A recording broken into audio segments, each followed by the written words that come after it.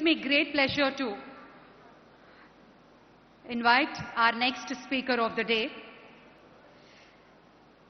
Stanford graduate from School of Business, and she's done Masters in Business Administration.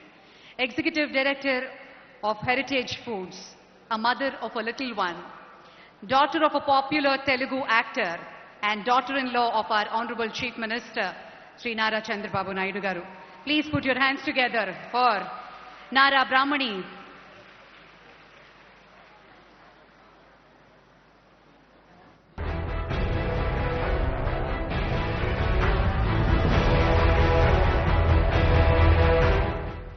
Ms. Nara Brahmani is the Executive Director of Heritage Foods Limited. She has completed her Master of Business Administration from Stanford Graduate School of Business. Nara Brahmani is contributing remarkably to the growth of Heritage Foods Limited, which is one of India's largest reputed FMCG companies. The company was founded in 1992 and is headquartered in Hyderabad with an existing brand presence in Andhra Pradesh, Tamil Nadu, Karnataka, Kerala, Maharashtra and Delhi. The company has 4 strategic business divisions: dairy, retail, agri and bakery.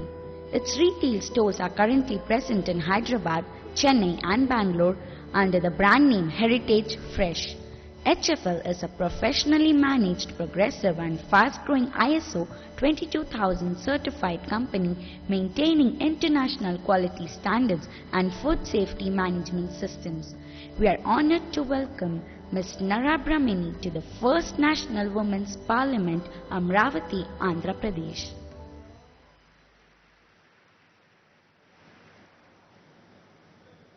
Andarki na namaskaralu. Good morning to everyone.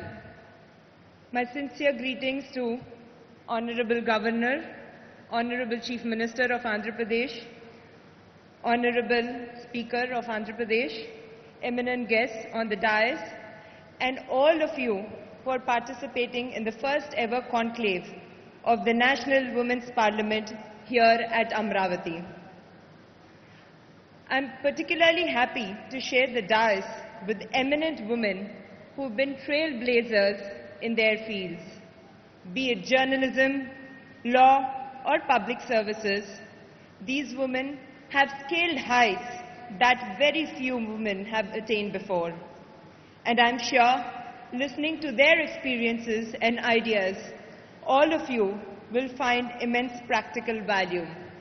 All of you, young bright-eyed women here today, need to be inspired. I think Justice Rohini Garu, who is the first woman Chief Justice of the Delhi High Court, and all the other Telugu women here would actually agree with me when I say that there couldn't be a more appropriate location for this conclave than Amravati.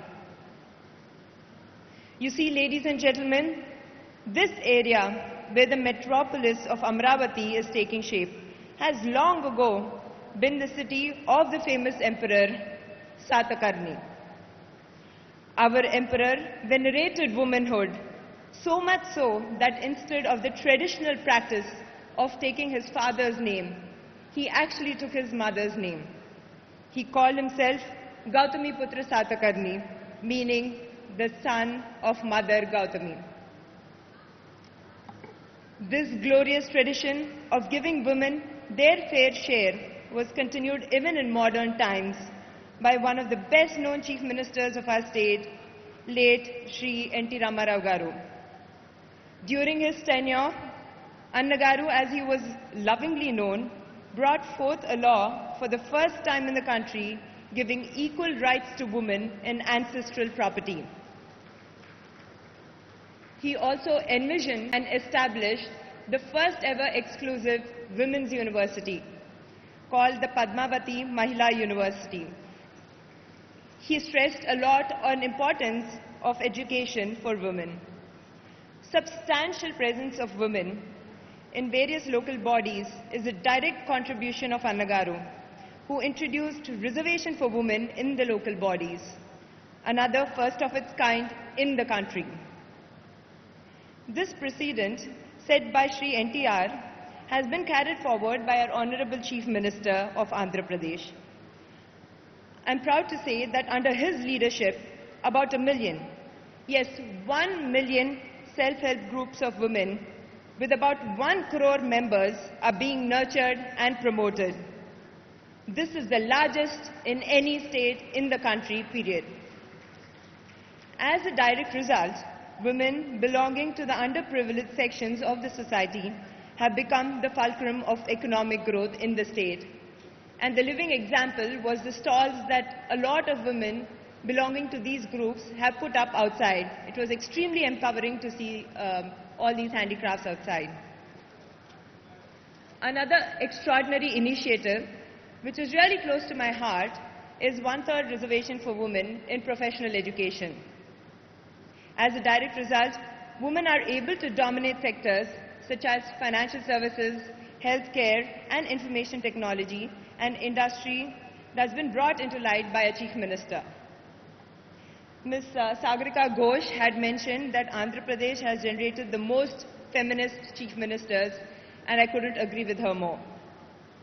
Since I'm in the presence of eminent journalists, in the interest of full disclosure, I must mention that I am the proud granddaughter and the daughter-in-law of these personalities. Clearly, women empowerment starts at home. In our home, the women have always been encouraged to pursue their passion. Undoubtedly, India has been blessed with a number of visionary leaders. Yet, we cannot close our eyes to the disparities and anomalies that exist as far as women's issues are concerned. We elected women heads of government and state much before many developed countries, and the US presidential election is an example by itself. Yet, equal pay for equal work is not a given in India, despite stringent laws. A recent study actually says that only 5% of working women in India make it to senior leadership positions in the corporate sector, compared to the global average of 20%. Why is this so? These are just some of the many challenges facing young women today in India. Physical abuse and mental abuse, especially in the form of cyberbullying, are becoming extremely common. My fellow speakers here today, especially the women, have dealt with many issues such as these. They've not only challenged the stereotypes, but have also successfully overcome obstacles and penetrated the glass ceiling that often prevents women from rising to their full potential. And I congratulate all of you for that. It's been enlightening to learn their secrets of success. I'm eagerly looking forward to hearing more. As far as my vision is concerned, I strongly believe that self-help is the key. Rather than waiting around endlessly for someone to quote-unquote help us, we women should take matters into our own hands and help ourselves. We can do this only through education. Education empowers and liberates. Education widens and gives more exposure and makes us aware of our potential. Education also enables us to be more effective in our chosen fields. I'm personally involved in a lot of education initiatives, and I strongly believe in the power of that. All of you young ladies out there, take a good look at the ladies on the dais. We are all decision makers in our chosen fields. And we wouldn't be at these positions of responsibility and authority today if we didn't have education under our caps. Success has many components, and education plays a very important role. On the professional front, Heritage Foods is a major player in the dairy industry, and we touch about 15 lakh households on a daily basis. The dairy industry is a major employer of women, and that's why I'm extremely proud to be a part of it.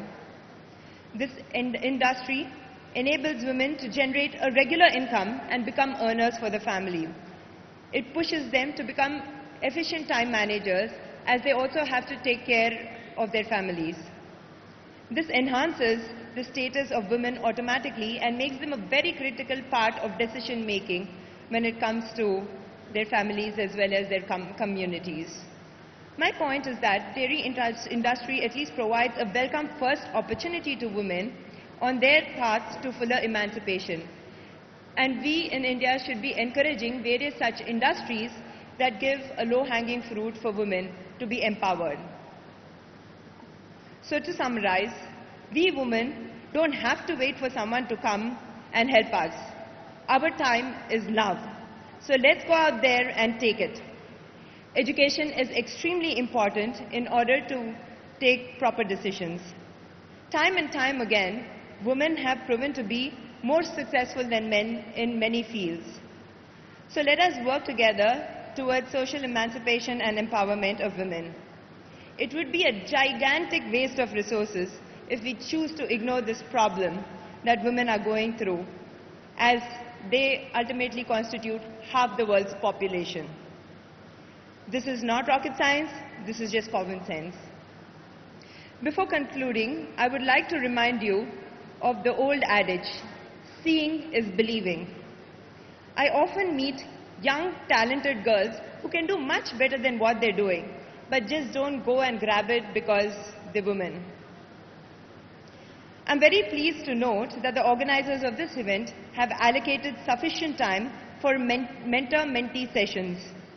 I would evaluate the success of this parliament by the number of young women in whom we can light a spark of ambition to be the best at what they can possibly be.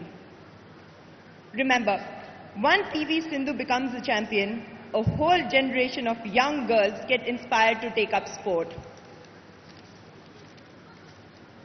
So all of you high achievers, please take the time to mentor young women and make them successful. The sisterhood truly needs you. I thank the organizers for giving me the opportunity, and I wish the conclave all the best. Dhanyavadamalu.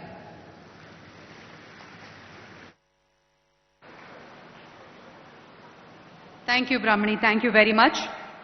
Felicitation by our Honorable Chief Minister and Governor Garu.